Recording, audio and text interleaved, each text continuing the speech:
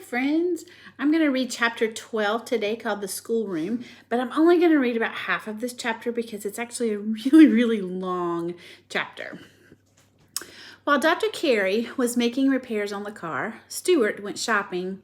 He decided that since he was about to take a long motor trip, he should have the proper clothes. He went to a doll's shop where they had things which were the right size for him and outfitted himself completely with new luggage, suits, shirts, and accessories. He charged everything and was well pleased with his purchases. That night, he slept at the doctor's apartment. And you can see there is a picture of Stuart with his new clothes on.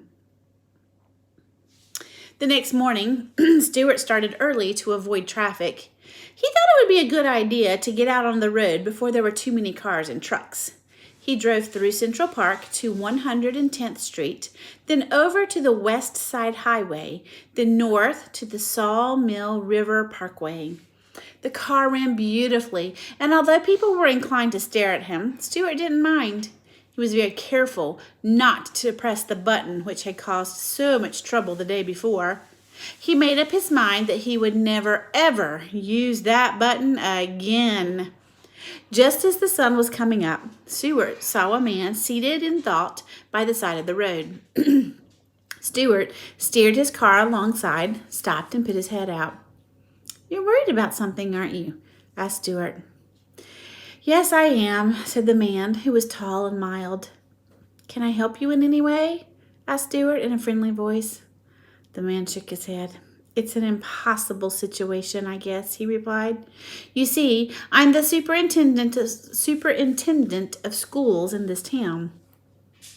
"That's not an impossible situation," said Stuart. "It's bad, but it's not impossible." "Well," continued the man, "I've always got problems that I can't solve. Today, for instance, one of my teachers is sick. Miss Gunderson, her name is. She teaches number 7 school. I've got to find a substitute for her, a teacher who will take her place." And there's a picture of Stuart talking to the superintendent. "What's the matter with her?" asked Stuart. "I don't know exactly," the doctor said. "I don't know exactly. The doctor says that she may have rhinestones," replied the superintendent. "Can't you find another teacher?" asked Stuart. "No, that's the trouble.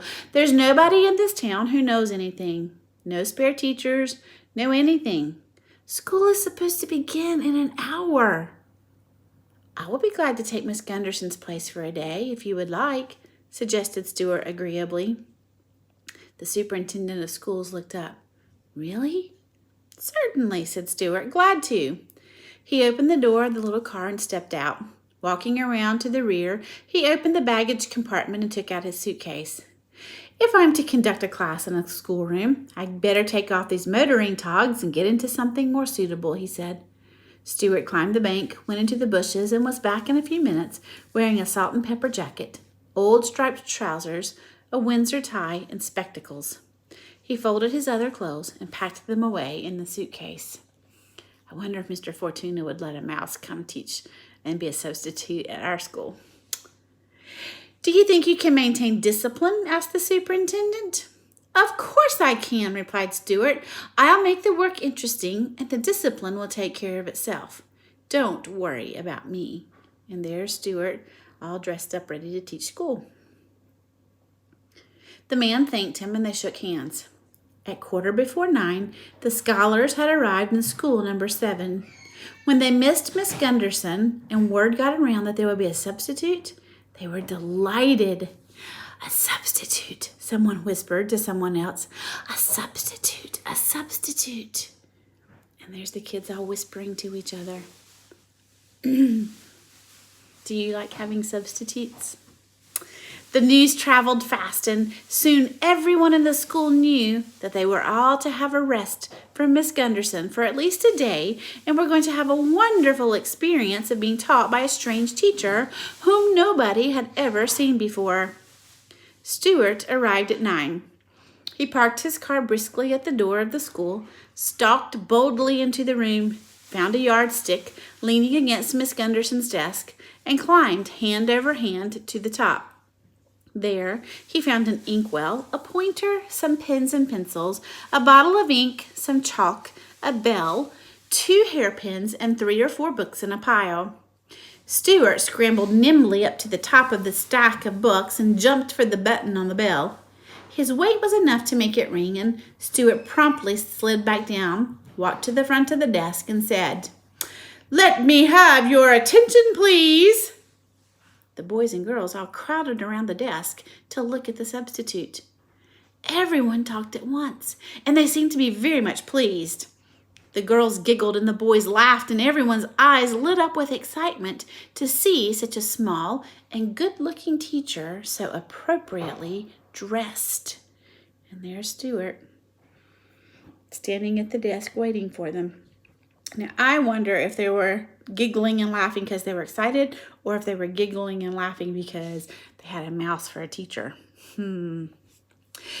"Let me have your attention, please," repeated Stuart. "As you know, Miss Gunderson is sick, and I am here to taking her place." "What's the matter with her?" Roy Hart asked eagerly. "Vitamin trouble," replied Stuart. "She took vitamin D when she needed A. She took B when she was short of C. And her system became overloaded with riboflavin, thiamine, hydrochloride, and even with pyroxidine, the need for which human nutrition has not even been established. Let it be a lesson for all of us." He glared fiercely at the children, and they made no more inquiries about Miss Gunderson. "Everyone will now take his or her seat," commanded Stuart. The pupils filed obediently down the aisles and dropped into their seats, and in a moment there was a silence in the classroom. Stuart cleared his throat. Seizing a coat lapel in either one of his hands to make himself look like a professor, Stuart began. "Anybody absent?" The scholars shook their heads. "Anybody late?" They shook their heads. "Very well," said Stuart. "What's the very first subject that you take up in the morning?" "Arithmetic," shouted the children. Do you know what arithmetic is? It's another word for math. So they do math first. "Bother arithmetic," snapped Stuart. "Let's skip it." Oh my goodness. There were wild shouts of enthusiasm at this suggestion. Everyone in the class seemed perfectly willing to skip arithmetic for one morning. "What do you study next?" asked Stuart. "Spelling," cried the children. "Well," said Stuart, "a misspelled word is an abomination in the sight of everyone. I consider it a very fine thing to spell words correctly, and I strongly urge every one of you to buy a Webster's Collegiate Dictionary and consult it whenever you are in the slightest doubt. So much for spelling. What's next?" The scholars were just as pleased to be let out of spelling as they were to be let out of arithmetic, and they shouted for joy. And everyone looked at everyone else and laughed and waved their handkerchiefs and rulers. Some of the boys threw spitballs at some of the girls. Stuart had to climb back up onto the pile of books and dive for the bell again to restore order. "What's next?" he repeated. "Writing," cried the scholars. "Ah, goodness," said Stuart in disgust. "Don't you children know how to write yet?" "Certainly we do," yelled one and all. "Well, so much for that then," said Stuart.